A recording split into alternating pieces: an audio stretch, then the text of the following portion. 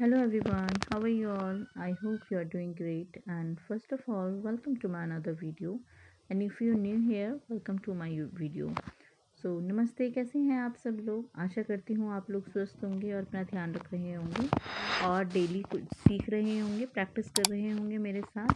तो आज की वीडियो में मैं आपको सिखाऊंगी कि टिप जो मेहंदी की कोन की टिप होती है वो हमें ओपन टिप बनानी चाहिए या फिर बंद बनानी चाहिए। अगर अगर हम ओपन टिप नहीं बनाते हैं तो हमें क्या प्रॉब्लम फेस करनी पड़ती है, और अगर हम टिप ओपन करके बनाते हैं तो क्या होता है। तो ये देखिए मेरे पास दो हैं मेहंदी की कोन।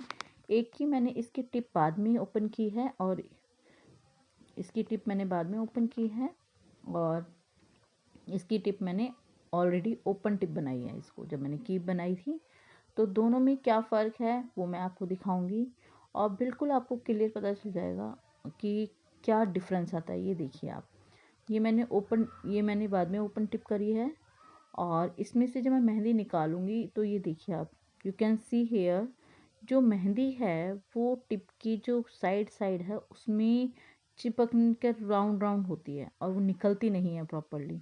और ये वाली मेहंदी कौन है, इसमें मैंने टिप ओपन नहीं करी है, बाद में इसको ओपन टिप ही बनाया है मैंने।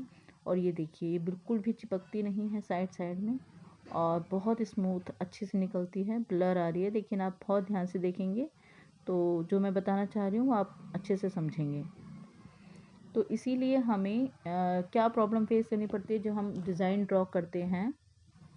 तो होता क्या है कि जो डिज़ाइन बनाते समय हम स्टार्ट किया और वो मेहंदी जैसे हम निकालने लगे वो बिल्कुल चिपक जाती है उधर, और फिर डिज़ाइन बनना स्टार्टिंग, हम सोचते हैं डिज़ाइन बनना स्टार्ट हो रहा है लेकिन हमारी तो मेहंदी कोन पे चिपकी हुई है।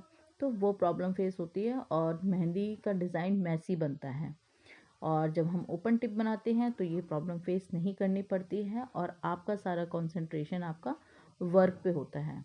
तो ओपन टिप का बहुत इम्पोर्टेंट रोल है, इसीलिए आप ओपन टिप ही मेहंदी की कोन बनाएं। इसके लिए नीडल्स आती हैं छोटी छोटी, उनको आप यूज़ कर सकते हैं। मेरे पास बहुत बारीक भी है, मैं बहुत बारीक भी यूज़ करती हूँ और बहुत ज़्यादा मोटी नहीं, मैं दोनों तरीके की यूज़ करती हूँ।